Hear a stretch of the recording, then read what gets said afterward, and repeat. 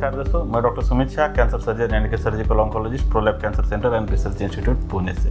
इस वीडियो में हम जानकारी लेंगे कि रेक्टल ब्लीडिंग के क्या क्या वजह रहती है या क्या क्या कारण रहते हैं।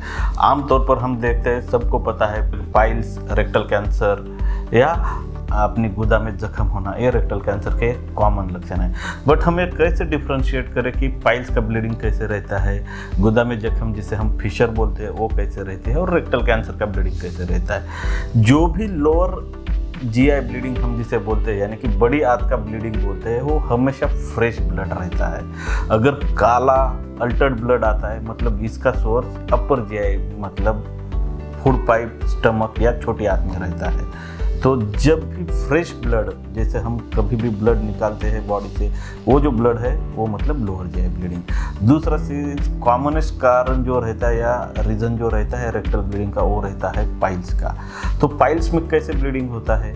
पाइल्स में हमेशा पेनलेस ब्लीडिंग रहता है, मतलब पेशेंट को ब्लीडिंग होते टाइम पेन नहीं होता है। और जब हम स्टूल पास करते हैं एट द एंड 3-4 ड्रॉप या थोड़ी सी एक स्पून इतना ब्लड फ्लैश होता है अपने कमोड में। तो ये टिपिकल प्लेनलेस ब्लीडिंग पाइल्स में रहता है। जब पेशेंट को बहुत जोर करने की ज़रूरत लगती है, पेशेंट को कॉन्स्टिपेशन या बद्धकोष्ठता होती है, और तब स्टूल के सरफेस पे या मल के ऊपरी साइड पे स्ट्रिक्स जैसे लाल लाल कलर के ब्लड रहता है और बहुत ज़्यादा दर्द रहता है, तो ये फिशर यानी कि जो एनल फिशर या हम जिसे जख्म बोलते हैं, ये ब्लीडिंग इस तरह से होता है फिशर में। और रेक्टल कैंसर में अगर हम देखें तो हमेशा जो ब्लीडिंग होता है उसके साथ बहुत सारे लक्षण रहते हैं। एक तो पेशेंट को कॉन्स्टिपेशन रहता है, हमेशा पेशेंट को स्टूल क्लियर नहीं हुआ ऐसा फीलिंग आता है जिसे हम सेंस ऑफ इनकम्प्लीट डेफिकेशन बोलते हैं।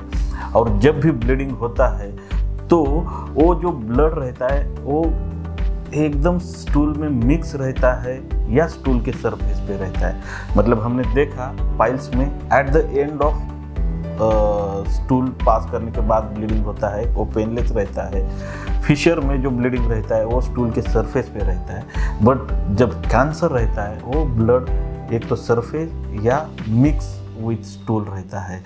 तो हमें इन तीनों को थोड़ी ध्यान देके जब भी ब्लीडिंग होता है तो ध्यान देना चाहिए किस तरह से ब्लीडिंग हो रहा है, और इमीडिएटली अपने फैमिली फिजिशियन या नियरेस्ट सर्जन को कंसल्ट करना चाहिए। तो रेक्टल ब्लीडिंग के बारे में आपको और कुछ जानकारी चाहिए या रेक्टल कैंसर के बारे में और कुछ जानकारी चाहिए तो नीचे दिए हुए कमेंट बॉक्स में कमेंट कीजिए, हमारे चैनल को सब्सक्राइब कीजिए। हम हमेशा आपके लिए नए नए वीडियो बनाते हैं। आपको ऑन्कोलॉजी का नॉलेज शेयर करने में हमेशा हमें आनंद होता है, खुशी होती है। धन्यवाद।